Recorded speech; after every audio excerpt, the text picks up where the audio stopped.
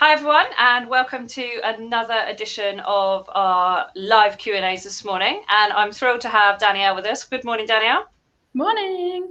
And you are part of Black Nova Designs, which is an IT company, in fact, isn't it? Yes. Yeah. Cool. So we're going to be finding out more today from you about what it is that inspired you to set this up. I think it was sort of 5 or 6 years ago now. Your horsey background, because you're like many of us, you've come from a kind of a horsey background and things, and then ended up somewhere and gone, how did I get here? This is a bit weird.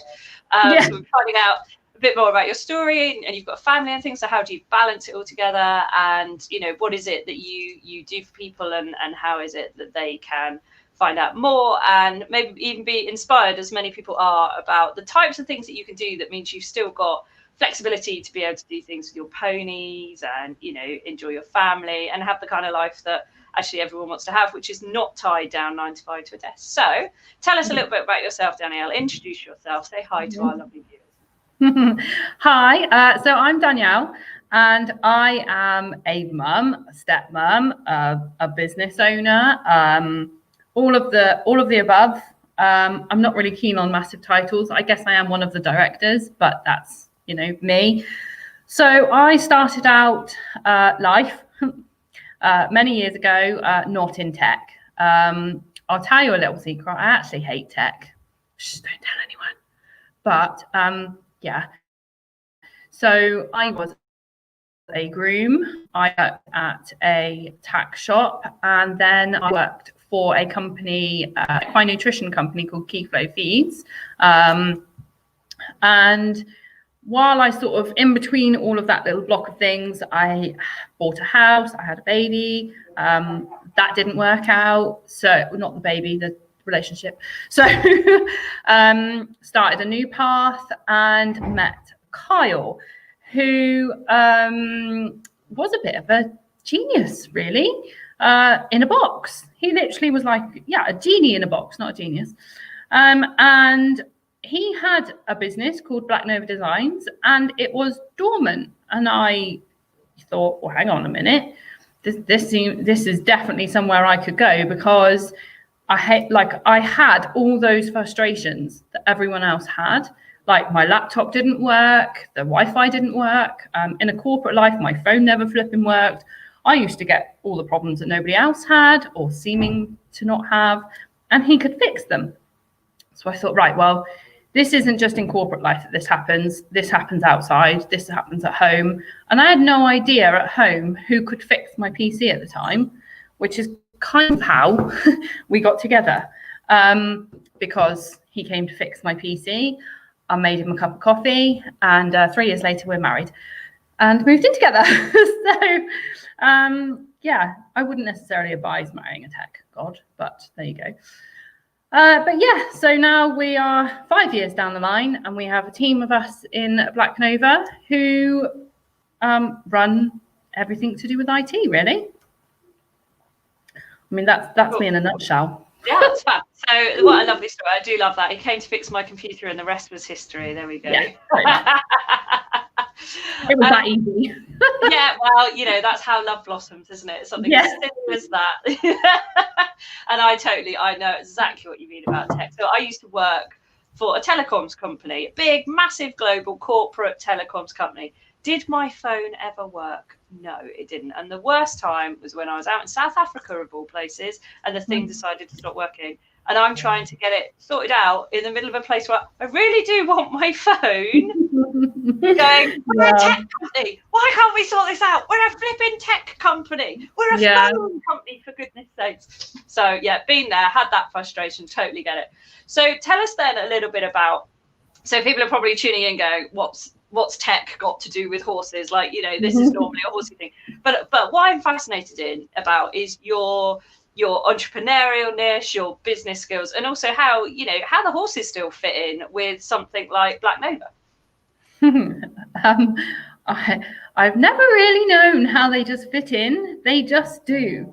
I'm quite self-motivated, so that helps. And I am very keen to realize that when you have your own business, you can make your own hours. Like, that is why you start it. So if I ride in the day, I'll work later in the evening. That's my choice. I can do that.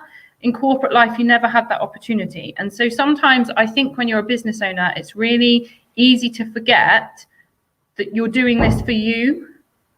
Because I think some people, they are bound to their desk because somebody needs them, or somebody needs this, or I need to do that right now because they need it. You need it. Like, your mindset is what this business is all about, or whatever business it is, and you need downtime. So that is why I make time for my horses. There probably isn't time for the horses. There isn't time. You know, I actually down tools at 2:30 most days to go and do the school run, because that is my choice. I don't really have time to do that. I have about 300 emails a day, but I do it because I want to pick up the children from school. That's it, you know, and I want to do the after school clubs. There are many people that could pick up. There are childminders everywhere that could pick up the children for me, that could have them. In fact, even my mum doesn't live too far away. She does have them once a week for us to help out. But I stop at 2:30 through to sort of 7 when they go to bed. Because on top of the fact I don't want any more children, I don't want to miss out on this time. You never get this time back. So I just think, in my opinion, you know, and everyone's different. Everyone mums in a different way. And I find that sort of realm of things quite daunting. So I try and stay out of mum discussions. But my way is that I want to be there for them at dinner time. We have no tech. We have no work discussions. We all sit down as a family, Kyle as well. And we have it together. And then they go off and do what they want. You know, Ryan is Kyle's little boy who lives with us. So he's my stepson. So they're always together, Zoe and Ryan.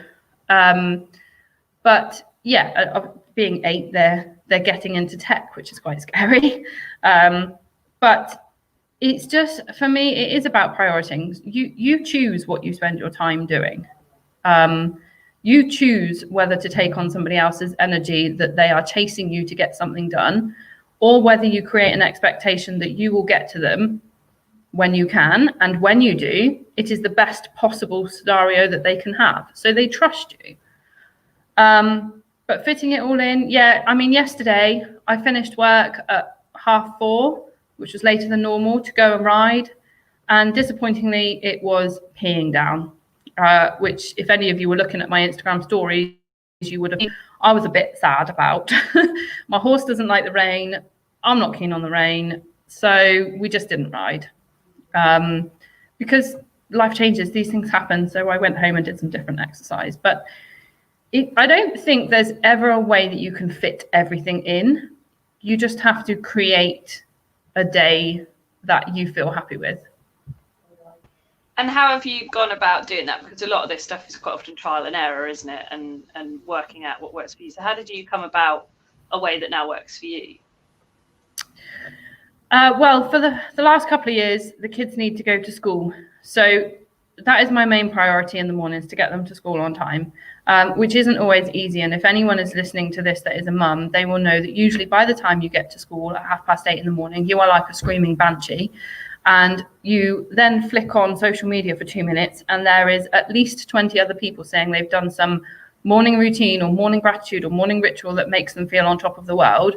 And you start feeling a bit down because you are not feeling that way. You feel guilty because you screamed at your kids before school. You feel guilty because you haven't ironed their top, that they're not on time, or that they're early, or that, you know, your house is still a tip because it's taken 20 minutes to get the right shoes on the right children. So for me, I have to, you know, get them to school. That is my main priority. And then I go to work, go to our office. We have an office separate to the house, although I actually love working from home. It was Kyle's choice to get an office, not me. But we go to work, I start on my emails, and I always do oldest emails to newest, unless there is an urgent inquiry, which I would tell someone to call us for. And those emails, you know, I try and create that sort of environment for everybody. So nobody has to wait more than 24 hours for a response, unless, you know, it's something that is really small, or that it's putting together a timetable for training.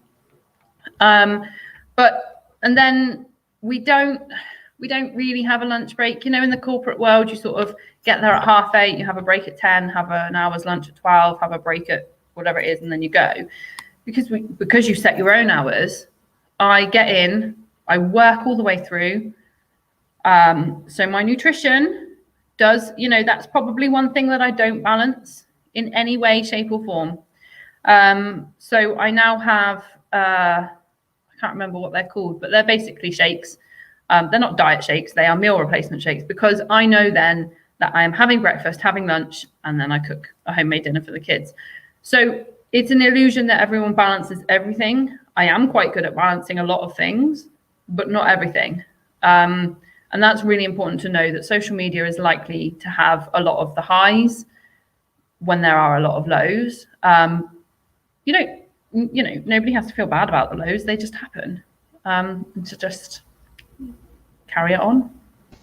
And how do you deal with it then? So I love the fact that you're so honest about this. It's like, look, no one's perfect, and social media is, isn't it? It's this, we choose what to put on it. Even if people go, oh yeah, put warts and all, it's still censored. It's not warts and all. No one's actually following you with the camera all day showing, warts and all, showing you having a meltdown or a tantrum. You're not going to put that on social media. People go, oh yeah, I put it all on social media, and you think, no, you don't. No one does.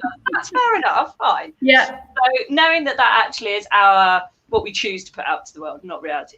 How do you therefore cope with? I mean, I don't have kids, and I just think it's so funny the way you say, I've already screened at them, goodness knows how many times before I even get them to school. And then I turn on Instagram and there's someone who's done a morning routine. I mean, it's so true, isn't it? It doesn't matter what's going on in life. How do you deal with, the fact that life's not perfect, and the fact that you say, oh, you have to balance all this stuff? And I always akin it to spinning plates. And I say, look, we've got all these plates, we're all trying to keep spinning. And the problem is, if you concentrate on too much on one plate, the other falls off and smashes on the floor. You've got to go and pick that one up. And while you're sorting that out, something else goes. So it's a case of, if you want to keep all those plates spinning, just a little bit of time for each of them to keep them spinning. But what do you do when a plate smashes on the floor for you then? What's your way of getting over it, dealing with it and carrying on, and not just having some mega meltdown? The honest answer to that, I do have, it does. I think the key is not to stay there. Allow yourself a meltdown. Here's a very fine example. 3 weeks ago now, I was doing very well spinning all my plates. I was feeling a little bit okay about all of this. I picked the kids up from school, put them in the car, and the car wouldn't start. And I tried, and it wouldn't start. So I got out the car, phoned Kyle and said, the car won't start. This isn't great. So he came along and, had a look, as men do, in their cape and their, hero outfit, thinking they can fix the car. It's not fixable. So we had no family car, no way to get home. I cried. I just cried. I'm allowed. I cried in front of the children. You know what? It's real. It happens. What we then did is got them home, got a babysitter, got them takeaway. So they thought this was really fab. We got a babysitter, got them takeaway. Me and Kyle went out, looked at a new car that just so happened that we were wanting to get in 6 months' time. Loved it. Albeit on finance, nobody has the sort of money for a brand new car outright. Well, some people do, but but there's something that I put on Facebook or on social media that we bought a new car. It was a Jaguar, which is, in theory, was my dream about owning a Jaguar since I was 14. But we turned that around in 24 hours-ish. So to everyone in the outside world, it looked like we'd done amazing. But actually, unbeknown to them, I had bawled my eyes out in front of, there was a lot of people trying to rescue the car. But you're allowed, when a plate drops, cry. Whatever. You can't spin all your plates at once. But you can, my main sort of, I don't know what the word is, quote, mantra, whatever it is to worry about the things you can control. I couldn't control that the car was going to work or not going to work. Yes, I had a meltdown about it, but realistically, there was nothing I could have done to make things change. So we went and dealt with it. The kids getting the right school clothes on in the morning, I can't really control that. I can only do so much when they're 8. I'm not going to dress them for them. So yeah, I think it's about just knowing that things are never going to be perfect. but staying motivated and having a goal, like having an aim. So when something goes wrong, if it's, if you're not going straight and you're just going like this all the time, I mean, you can sort of relate it to horse riding totally. One day you'll get on your horse and have the most amazing ride or amazing lesson, and everything will just be perfect, and you'll wonder why you're not competing at the Olympics, because everything just went so perfect. And then the next week you get on, have a lesson, and it was crap. It's just, the horse wasn't doing it, you weren't doing it. And this actually happened to me, while in lockdown. I was having, lessons at our yard. It was all safe. But one week it was magnificent, and the next week it just wasn't our day. And you can't dwell on it. It happens, and it happens in life. So you can't. I think it's really important to not stay down about anything really that you can't control. I think that's absolutely brilliant. And, one of the principles that I talk to people about, and you're entirely right. And this stuff does go across everything, although we might use it in our riding, we might use it in our business. If these are patterns that you have in life, they will serve you as patterns in life. They will go into whatever element of life you're in. Because as much as we like to think we can compartmentalize and put things in boxes, we don't. Our brain still does the same patterns in whatever it is that we're doing. And it is control the controllables. If you can't control it, go, fine, F it, stick it in the bucket, let it go. Yeah. And, what can I do something about? And I love the fact that you say, have a tantrum, have a cry, have a scream and a shout, whatever it is you need to do, go and hide in a corner for a minute, whatever you need to do. Because I think we're not taught to process emotion. We are taught to suppress it, particularly in Britain. Stiff upper lip, carry on regardless. That's shown as a strength. But the problem is, resilience is bamboo, isn't it? Resilience is something that can sway and swing but still come back. Resilience isn't an oak tree that stands solid and firm, and then a storm comes along and it goes plop and it's never coming back again. You need to have the tantrum, and our kids, so it must be great. Your kids must be brilliant, because they must be allowed to have a tantrum sometimes, or get angry or get annoyed or cry, because it's okay. We're human. We're allowed to do that, Yeah, yes, they are totally allowed to have emotion. It is the right thing to do. You can be happy, you can be sad, you can be angry. What you're not allowed to do is, when you're angry, go and break the law, or when you can't hit out when you're angry. There are certain acceptable behaviors within those emotions that you can teach a child to have. But it is so important to know that you can have up days and you can have down days. For children and adults. But you're totally right. I think we are learned to just get on with it. Taught, not learned. Put your chin up, off you go, carry on. When you fall off your horse, get back on. And sometimes you just need time to dwell on the fact that you fell off, dwell on the fact that it didn't go right, then get back on. I'm not saying don't get back on. You always have to get back up. But sometimes you just need a little bit of time to process it. Super. Okay, so we went super fast, super deep there. That's amazing. No, it's fantastic. Sometimes that just happens with people. Sometimes you just kind of start chatting about things and you get really deep into mindset stuff, and it's fab. It's brilliant. And I'm sure all the people watching this live and all the people on the replay and the podcast are going to be like, God, it's so nice to hear that someone as busy as that, with this busy business, busy lifestyle, busy kids, that hasn't got the perfect life, but actually on the outside definitely does. That's the thing, isn't it? Anyone that sees you buy a brand new car straight off the bat like that goes, oh, well, you're lucky.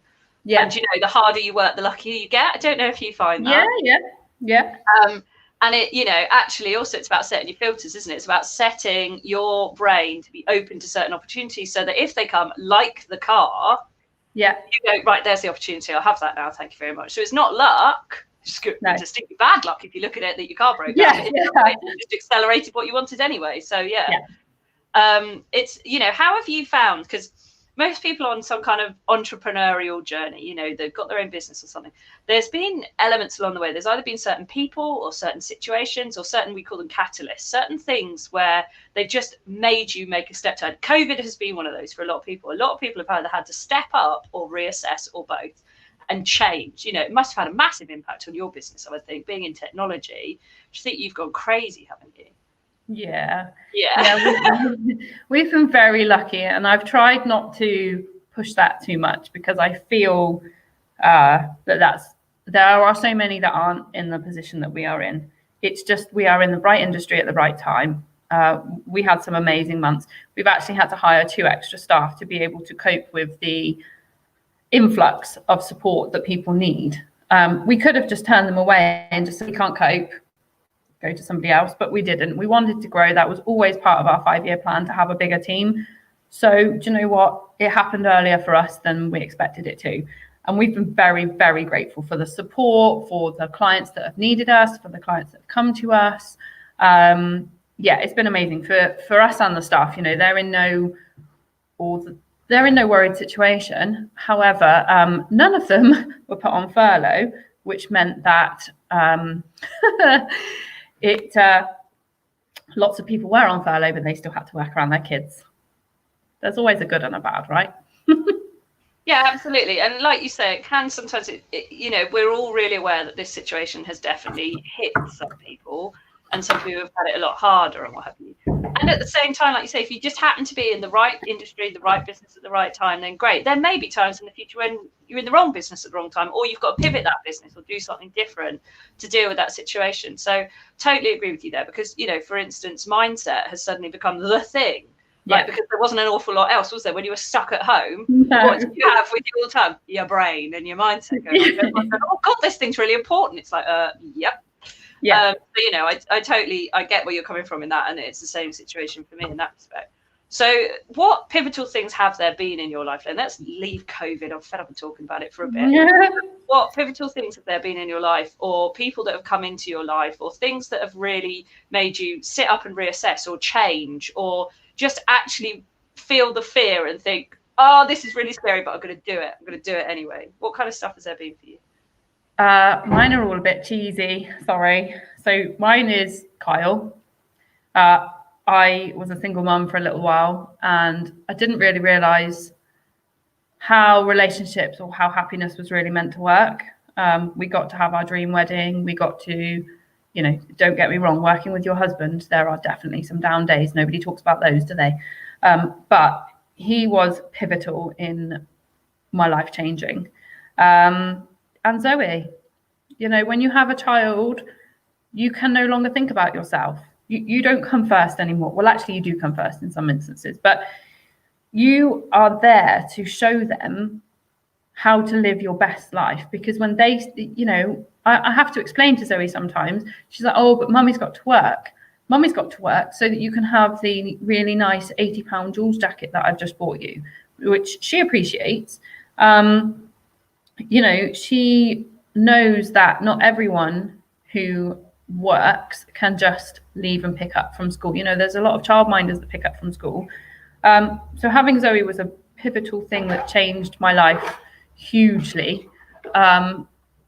So yeah, they're probably the only 2 people. And I guess, you know, there are a lot of people out there that have friends, supporters, family. You know, my family have always been supportive, but I don't think there's one particular other pivotal point apart from, you know, changing from a single mum to Kyle and having Zoe. I think it's where I'm quite self-motivated and quite self-driven. I don't really rely on anyone else to keep me going. That probably wasn't the right answer. No, absolutely. It was your answer. It was perfect. You know, but that was a real pivot for you, is meeting Carl, and then because you wouldn't have been in the business you're in today if it hadn't been for him. So yeah, absolutely, that's one of those moments, and people, and you know, the universe collides or whatever it is. So yeah, definitely. Okay, so tell us then a little bit about Black Nova, and for the non-technicals out there, which I'm sure you're pretty used to dealing with, it's a funny old thing, isn't it? So in the horsey world, there are some people that really embrace it. There's some people that don't. There's a lot of people that obviously work in tech or work in big corporates and things have to deal with tech and ride as a hobby. There are a lot of people that never have to do anything with tech, and a phone is about the most that they're ever going to do anything with. So because they're working with horses all the time and, you know, horse related things. But tech has very much become a part of the world, obviously, and therefore the horse industry. I do feel we're still about 20 years behind in the equine industry compared to sports, for sure. But, you know, tell us a little bit about what Black Nova does, because I know it's not only for riders, obviously, it's for anyone who needs technology that you work with, but being a rider and being in the groups and the the surroundings that you are, obviously you work with a lot of, you know, country related equine businesses, don't you? Yes, absolutely. So we design websites, we make your Wi-Fi work, we put CCTV into your barns, yards, bowling studs, everything like that.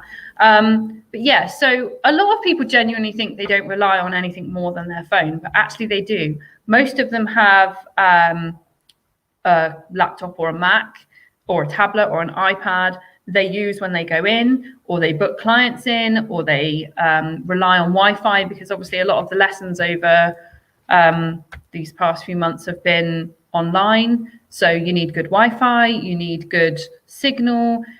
There's so many things that you don't realize you rely on until you need them. Most professional yards, professional riders, teachers, riding schools, you all need a website, every single one of them. Because it is the way the world is right now. And you need a decent website. You need to put your content on there. You need to start writing. And a lot of the trainers that I've had are great at talking to me about what they can do, but they can't write it down. But for a website, you need to, you know, and then from your website, you can use it for social media and for advertising and such like. There's also a lot of, you know, horse selling yards.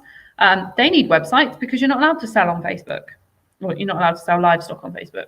So yeah, like everyone needs a website, which is something that we can do in an affordable way, or we can we can do the hosting with another designer to do that. So there's a number of equine website designers that we work with rather than directly compete with, and they use our hosting and then design the sites themselves. So there is always a way to support each other in it.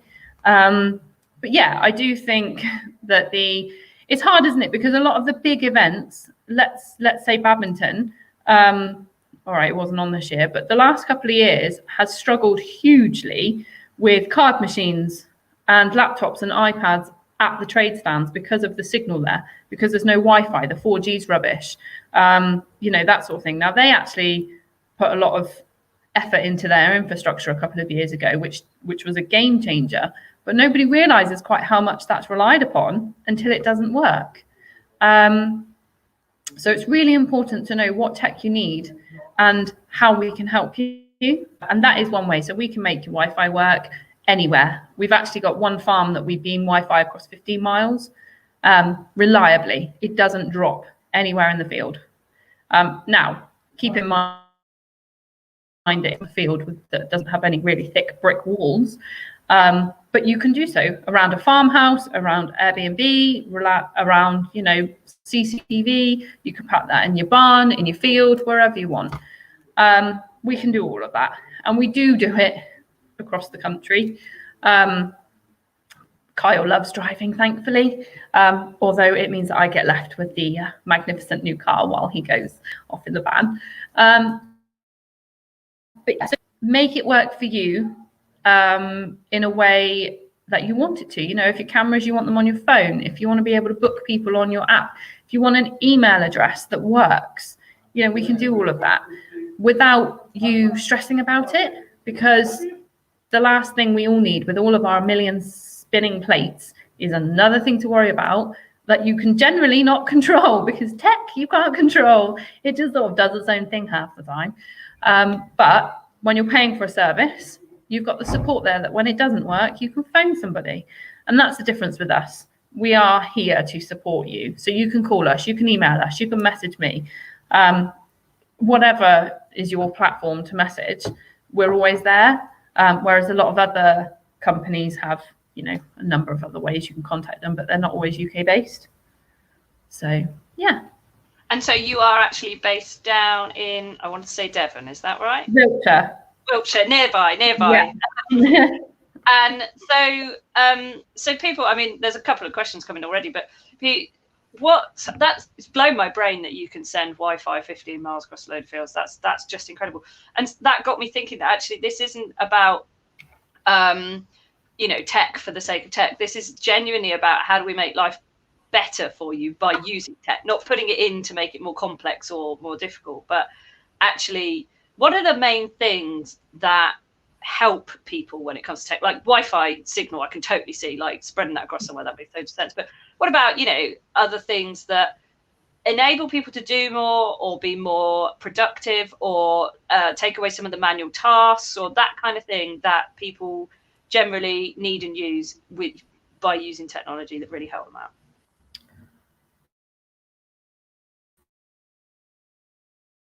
Oh, question. You have to, so the whole point of using tech and paying for it is to make your life easier. So if you get a camera system in that is half on and half off, or if you do your phone or is not doing what you need it to, that is just like, it's not working for you. So you really need to research what tech it is that you need. Everyone is different. A website should work for you. It should not create stress for you. So when your contact page doesn't work, that is beyond stressful. People can't get to you. Make sure that works. If people can't read about who you are on your website, like your website is there 24 hours a day, which is totally unrealistic for you to be there around 24 hours a day. You know, you need to sleep. So this stuff needs to work for you. So it needs to have good images. It needs to have good content. It needs to provide what you are providing. So yeah, it's everyone. So there's not really one generic answer to that. Everyone's different. Everyone's needs are different. Wi-Fi is probably one of the biggest things. And it does depend on the internet service provider as well. But in the main, you need your Wi-Fi to work. And I'll do a little techie bit here, but I'll try not to go divulge too much. But Wi-Fi and internet are different, totally separate. So by paying your internet service provider, so BT, lots of us pay BT. I pay Snap. Some people, you pay them for internet to your door. Anything beyond that point is actually your responsibility to get Wi-Fi around your house. So they can provide you with boosters. They can provide you, I mean, I've seen the adverts with, is it BT and a helicopter with Wi-Fi or something? Just because you have good signal doesn't mean you have good Wi-Fi. You can have full 5 bars of Wi-Fi and 0 internet whatsoever. So it's not, yes, that's mind-blowing, sorry. But we've got a lot of blogs on it. If you were really that interested, go and read those blogs. I won't carry on about that little techie part there, but it's just a really good fact to know that you need to know the difference, or at least contact a company that knows the difference to be able to make it work for you. Cool. Okay. And actually, I've got a couple of questions. One of them was, I need you in Dubai. Here we go. Yeah, I've just seen You're that. going to go international now. I can't even get Wi-Fi in all the rooms in my house. So that, well, you know, that affects most people in the UK too. So if you want to go international, there's your first client. Yeah, I love Dubai. I've been to Dubai before. Check where your router is. Don't put your router on the floor. Put your router up high, and make sure it's the newest possible router you can get. You can get some impressive routers. We've got one that looks like some sort of alien spaceship going on. You don't have to use the one that your internet service provider gives to you. However, we do provide free support and advice. So if you did want to like video call me from Dubai, we could probably give you some support from there, if you really wanted to. It's no problem. That's really cool. Although obviously your Wi-Fi's got to be good enough to do a decent video call, hasn't it? Well, yeah. Surely 4G is out there. They might even have 5G actually. Sorry, I'm just having a coughing fit. That's fine. I've just seen another question. So I was going to say, I'll ask you a quick question and then I'm going to go cough. You can carry on with your cough. Do you improve websites that have already been redesigned or already been designed? Can you improve something that's already... Yes, is the quick answer. However, it totally depends on what it's been designed on, how it was designed, who did it before, and what access you have. So hopefully you can answer all of those, or send me the website and I'll have a look at it. But yes, in theory, we can host a website we have not designed, we can maintain a website we have not designed, and we can improve a website we have not designed. But all of those have, you know, caveats in between of what is or isn't possible. But in theory, yes. Okay, I'm back. Thank you. That's amazing. Okay, and so one of the things that people often think when they think, oh, I need a website, is 2 things. One is oh, it's okay, I can go and do one for free for myself, which you absolutely can do. Yep. That's fine. There's loads of options to do that kind of thing nowadays. But there are good and bad points to doing that, of course. Yep. And the other thing is that people think, well, one of two things again, which is actually I do all my stuff on social media. I don't need a website, or I only need a website and I don't need to do anything marketing, advertising, social media, or any of that. So what do you say to those two kind of points of view? It's not all about websites. You can do a free website by all means. Anyone can.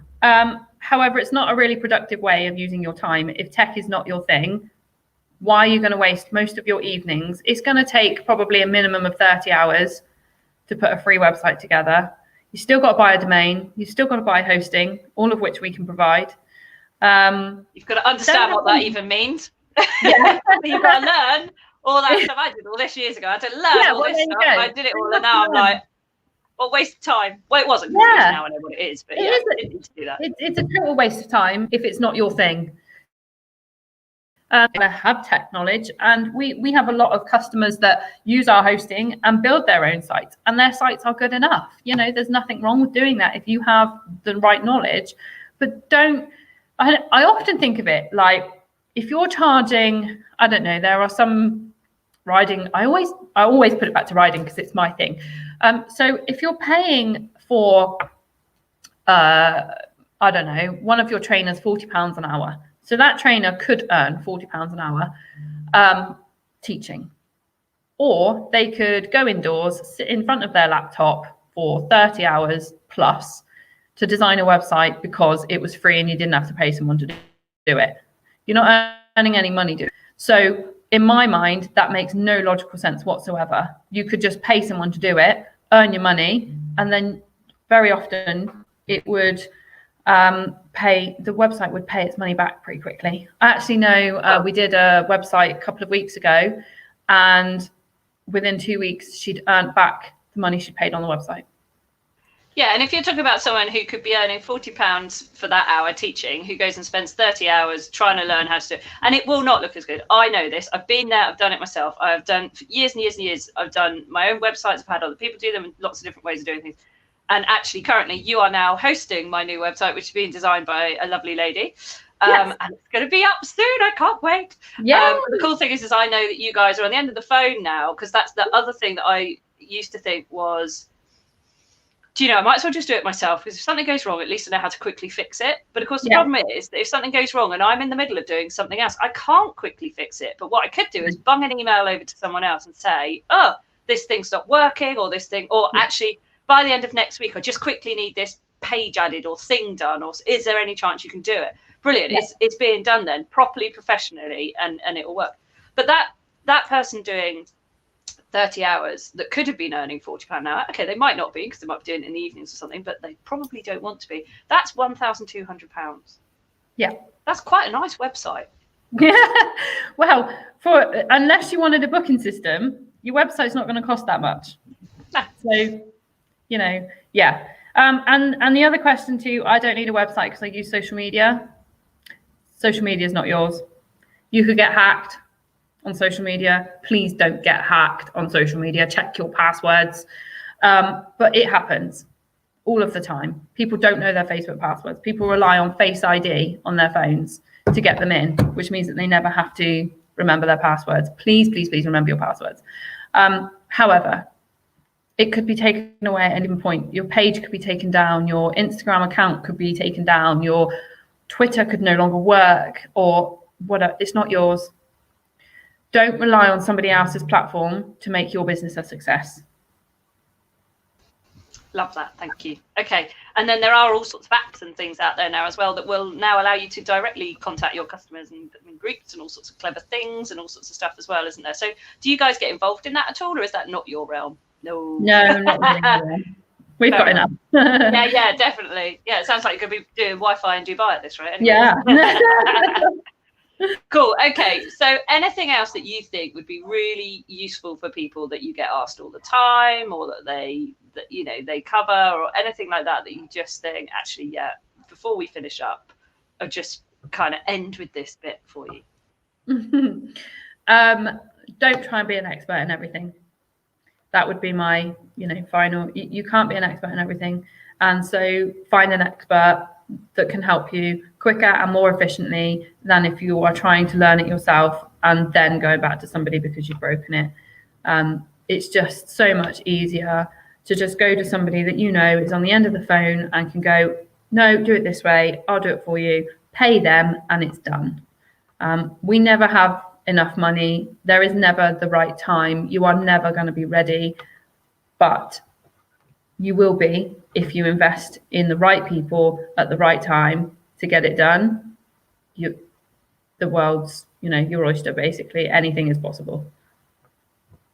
Perfect. Thank you very much. So yeah, use a team, which we've been talking about. Get the experts in. They do it faster, better, and easier than you ever would trying to learn it yourself. And you're basically paying for shortcuts, aren't you? Essentially, when you think about it, you can spend all the time learning it for yourself, making all the mistakes, wasting all the time, getting things wrong, having problems, or you pay for someone else who already has that knowledge to just do it for you. Yeah. Brilliant. That's why you pay a vet, isn't it? Really? You don't get to try and do things yourself. Yes, exactly. It's exactly the same theory. Yeah. Cool. Okay, well, thank you so much, Danielle. It's been absolutely fascinating listening to you and finding all about, how things can help you and enable you and all your thoughts on mindset and great stuff there as well. So thank you so much. If people do want to get hold of you, find out more, ask you a question, have a free phone call to find out how they can sort their Wi-Fi, whether their website needs changing, whether it's doing what they want it to, how do they get hold of you? So you can get hold of us in a number of ways. I love Instagram. So if you go to @BlackNovaDesigns on Instagram, you can follow us there. You can call us on 01793 210 045. Proper feel like I'm one of those radio stations that are doing an advert when I say the number out loud like that. But it's very publicly found on all of our website, on all of our stuff. Like, that is our office number. You'll get any one of us in the team. There's only 7 of us. Or you can email us on sales@blacknovadesigns.co.uk. Fab.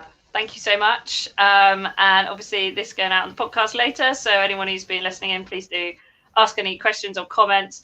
Everyone said brilliant. Thank you so much, Jenny and Danielle. So another great one. Thank you very much. It's always fascinating hearing from people. So we will no doubt be hearing more from you in the future. Go and check her out.